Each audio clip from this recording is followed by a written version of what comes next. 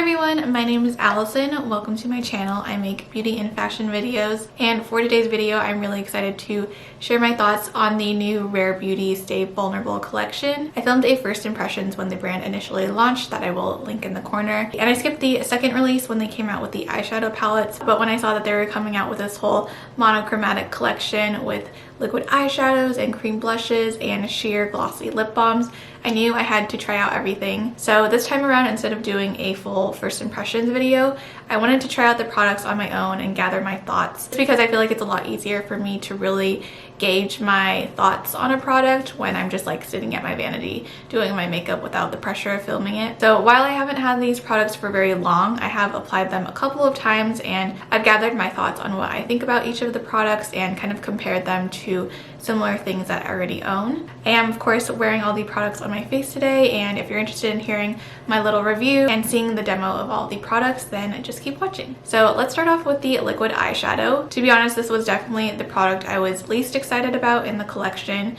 I'm just not really a huge liquid eyeshadow person. I feel like they're geared towards people who want something with a lot of pigment, something super long wearing, and that really isn't my style of makeup. And I know the collection is all about getting that monochromatic flush, but I really wasn't drawn to the kind of pinky and peachy colors for liquid eyeshadow. So out of the colors that they did come out with, it was pretty easy for me to choose. I went with the neutral color, and as you can see on my eyes, it's just like a nice rosy brown color. The collection as a whole, but mainly these liquid eyeshadows, actually really reminded me of K-Beauty. In K-Beauty, these rosy peachy tones are really popular for eyeshadow, and this nearly neutral shade is very similar to the whole dried rose color that is really popular in K-Beauty. So I'm actually really surprised at how much I do like this product as a whole, especially the color of it. Liquid eyeshadow can be a little bit daunting to apply, but I found this formula to be really easy to put on and blend out. The formula is very light and moussey, and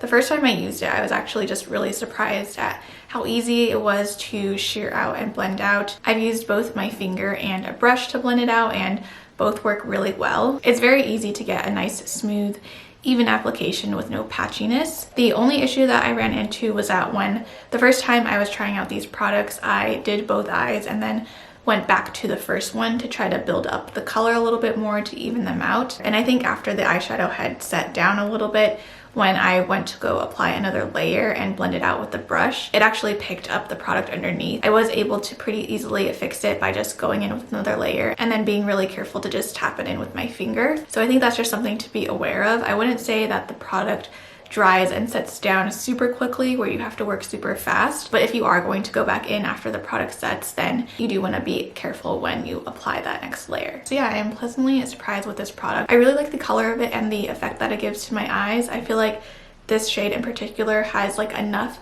depth to it where I can use it as like a all over wash of color. I haven't really tried using it as an eyeshadow base, but I'm sure it'd be really easy to layer more powder eyeshadow on top because it does really set down to be a powdery finish. I will say that I don't love the packaging on the eyeshadow and the lip balm. Similar to how her lip balms from the first launch had a flat edge so that they wouldn't roll off a table. These are also rounded, but they have a flat edge. I didn't really notice any issues with the lip balm. I think the packaging is like a little bit of a different material, but I do just wish that they made the corners of the product a little bit more rounded. On these plastic components, the corners feel quite sharp. It's not the most comfortable to hold and to like twist the cap on and off. Okay, next up we have the Melting Cream blushes, and these are very exciting because I love blush. I love cream blush, and the blushes were definitely the ones I had the hardest time picking which color to get. I know that the whole idea is to get like a matching set of everything, but to be honest, I think all of the colors are similar enough where you could definitely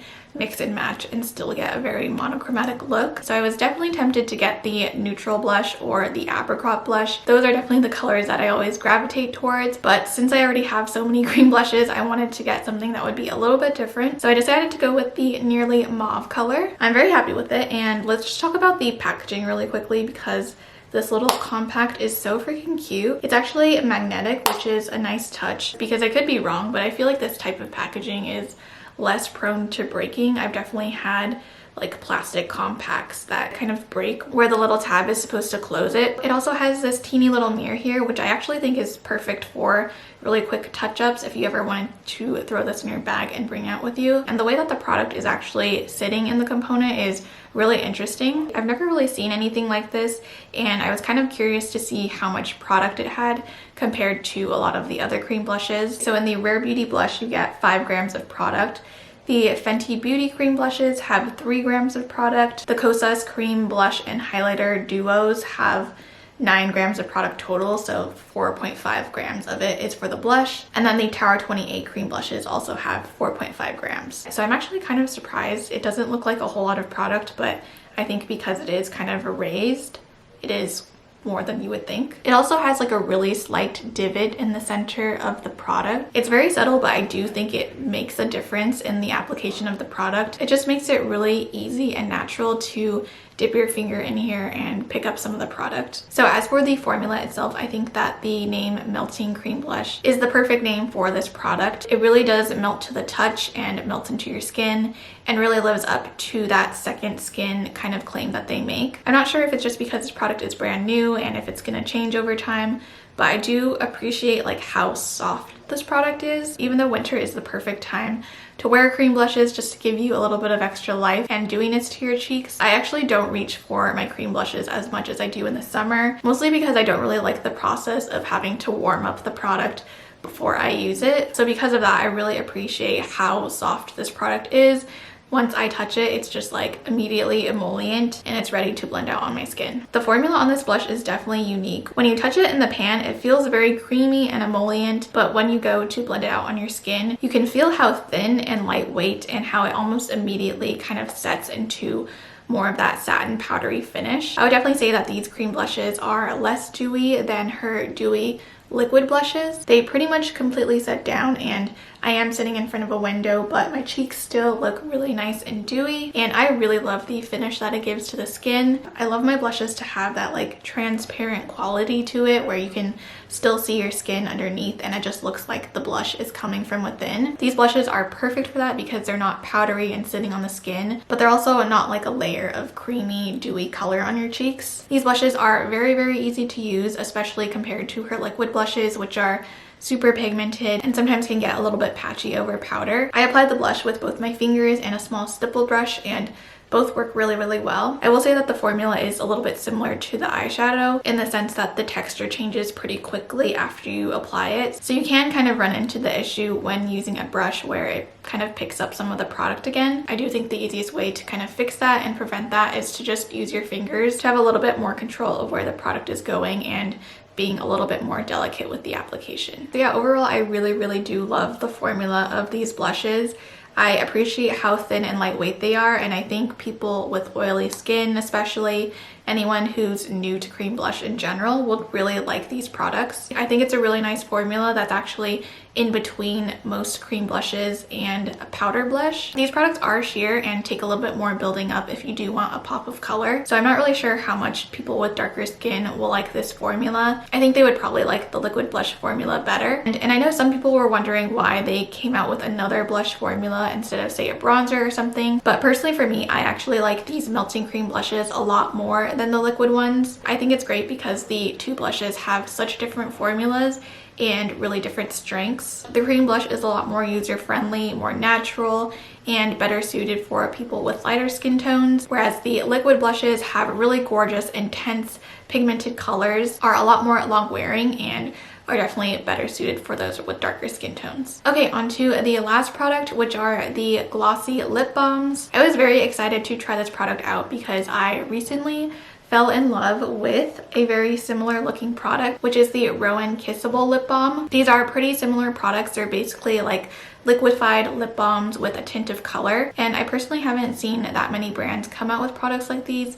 I know there are a lot of lip oils on the market, but I am a big fan of these formulas. So I got the lip balm in the shade Nearly Neutral, and I think it's a really pretty rosy brown, my lips but better kind of color. I was actually a little bit worried that I was going to be too brown because from the swatches, it did look like it had mostly a brown color to it. But because these products are so sheer and my lips are actually more on the pigmented side, it just looks like a really nice rosy brown color on me. So I definitely think the best way to wear this product is to apply a pretty thin layer of it. The applicator looks like this, and it doesn't pick up that much product on it, but that is for good reason in my opinion. I would say that one dip into the tube is enough for each part of my lip. So I would do it once for my bottom lip, once for my top lip, and that is the perfect amount of product for me. With one layer, I would say you get a nice slightly glossy finish with just like a sheer tint of color, and it feels nice and balmy and not sticky at all. I think it's a little bit tempting to try to layer the product to make it a little bit more glossy and get more of that color, but I find that when you apply too much of it, it does get kind of sticky. Overall, I think it's a really nice product, and it definitely suits my preferences in makeup. I think this product is great, especially for people who don't really usually wear any lip product